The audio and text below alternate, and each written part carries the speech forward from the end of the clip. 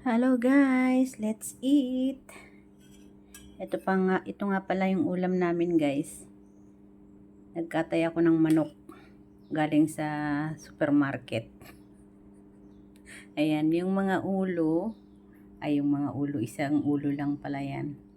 Yung ulo, yung paa, Adidas, helmet, ayan.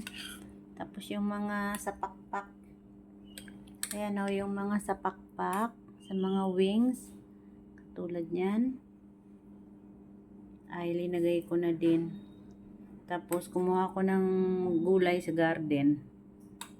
Tapos, kunting repolyo. Galing sa rep. Ito yung aming kanin. Tapos, ito yung aming malukong guys. So, linagyan ko rin nga pala ito ng sili. Ayan. So, yan ang aming lunch today. At yung aking kasama ay kakababa lang. Galing sa taas. Naglinis ba?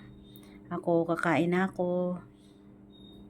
At may gagawin pa ako. Magbabacuum ako sa taas. Magpapalit ng bedsheet. Tapos bababa, magluluto naman ng dinner. So, yung kasama ko, si Yuli, ay nagre-rest muna saglit. So, yan ang aming pananghalian for today. Ano ba ngayon?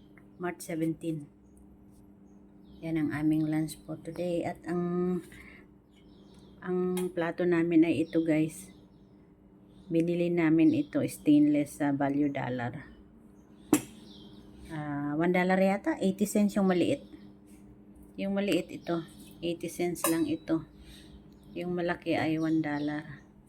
So kain na tayo guys. Pananghalian namin today. Let's eat!